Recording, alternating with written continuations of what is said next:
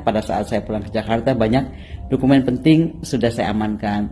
Jadi yang takut dokumennya bisa dihilangkan dan bagaimana lah gitu, udah saya amankan di Rusia. Jadi pada saat saya pulang ke Indonesia, saya dititipi beberapa dokumen penting dan sudah saya amankan dan saya sudah notariskan di Rusia ini. Ya bisa saja itu jadi bom waktu, kita lihat aja. Ya benar, video-video yang disiapkan oleh Sekjen PDI Perjuangan, Mas Hasto Kristianto, memang memuat skandal korupsi-korupsi yang melibatkan petinggi negara. Kapan, di mana, atau siapa yang saya utus, nggak pernah ada.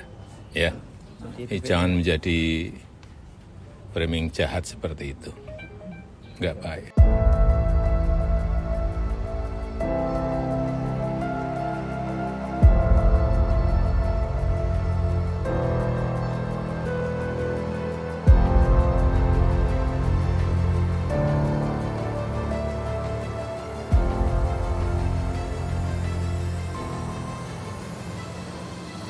PDIP mengungkapkan alasannya menitipkan dokumen dugaan skandal korupsi di era Joko Widodo atau Jokowi hingga ke Rusia. Juru bicara PDIP Guntur Romli mengungkapkan bahwa saat ini pihaknya telah menitipkan dokumen dugaan skandal korupsi tersebut ke pengamat militer Tony Bakri yang saat ini berada di Rusia. Dokumen itu berupa video, audio maupun teks yang menurut Guntur akan bisa menjadi bukti kuat dan otentik dalam mega korupsi yang terjadi di era Jokowi.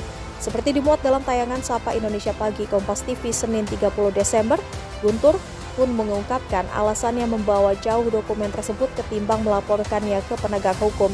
Menurutnya dari sejumlah peristiwa yang terjadi di Indonesia, sederet lembaga hukum di negeri ini tidak bisa dipercaya baik Komisi Pemberantasan Korupsi atau KPK, polisi maupun Kejaksaan Negeri. Misal saja KPK tidak melanjutkan laporan ekonom senior mendiang Faisal Basri yang sempat mengungkapkan dugaan korupsi ekspor biji nikel ilegal yang melibatkan menantu Jokowi Bobi Nasution dan ex-ketua umum Partai Golkar Erlangga Hartarto. Pun KPK tidak juga menindaklanjuti laporan Ubedillah Badrun terkait dugaan korupsi dan kolusi anak-anak Jokowi. Terlebih 78 pegawai KPK ketahuan terlibat pungli dan hukumannya hanya meminta maaf. Kejaksaan Negeri juga tidak bisa membuat terdakwa korupsi Timah Harfi Muiz mendapatkan hukuman layak dari kerugian negara 300 triliun rupiah.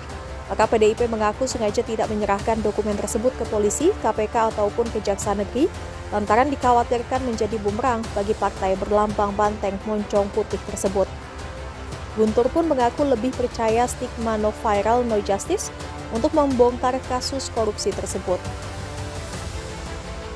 Ya benar, video-video yang disiapkan oleh Sekjen PDI Perjuangan, Mas Hasto Kristianto, memang memuat skandal korupsi-korupsi yang melibatkan petinggi negara dan juga penyalahgunaan kewenangan seorang petinggi penegak hukum untuk menyelesaikan masalah pribadi seorang anak yang sekarang mantan penguasa.